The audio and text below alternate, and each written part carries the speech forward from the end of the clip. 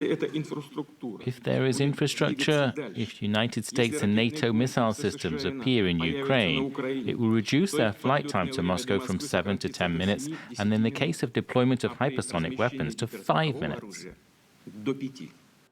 President Putin speaking there. Well, let's get some more analysis from our international affairs editor, Armen, Georgian. Armen, welcome to the studio. What was the military infrastructure that President Putin was talking about just there? Well, there's no NATO base as such in Ukraine because Ukraine is not a member of NATO, but cooperation between Ukraine and NATO has intensified. There was an important meeting, for example, in late October, which discussed technology transfer, among other things. NATO members have also increased their presence in the Black Sea, which has put more pressure on Russia. And interestingly, also, Ukraine has acquired military help from Turkey, including drones, which were used to devastating effect in the Nagorno-Karabakh war a year ago. Turkey, of course, being a NATO member itself, and the US since 2014 has provided various forms of aid to Ukraine and, various know-how, which Ukraine now has that it didn't have in 2014 when that conflict erupted in eastern Ukraine. So I think the backdrop to Putin's comments there is this shifting military balance between Russia and Ukraine as a result of this help that Ukraine has got from NATO, particularly.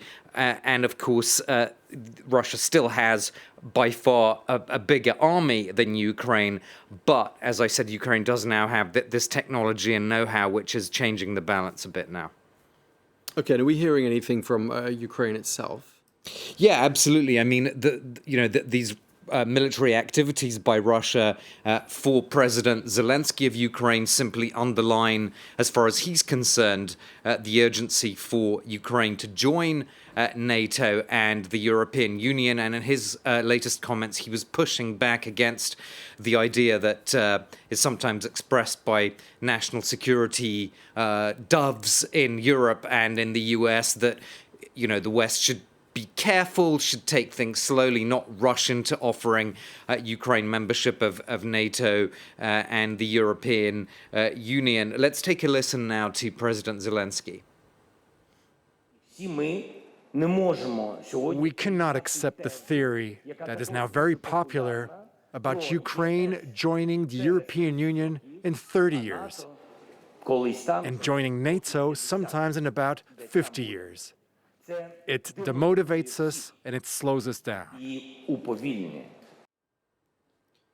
So I think NATO now is in a slightly tricky position. On the one hand, there is pressure now building on NATO to speed up that process, to give Ukraine a membership action plan. That's obviously pressure is being led by President Zelensky, but not only by him, also by what is known as the Lublin Triangle, which is Ukraine, Lithuania, and Poland. That group is now essentially ramping up those same efforts in response to what both Russia and Belarus are doing in the neighborhood.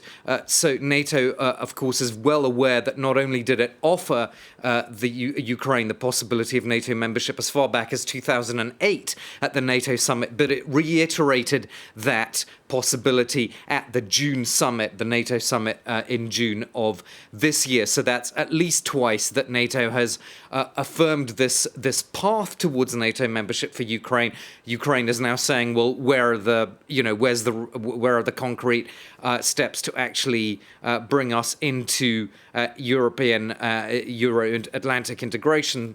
On the other hand, the West does also have this dependency on Russia and Russian gas during the winter, when Russian gas is obviously needed to heat European homes. So it is a bit of a dilemma for the West in that sense.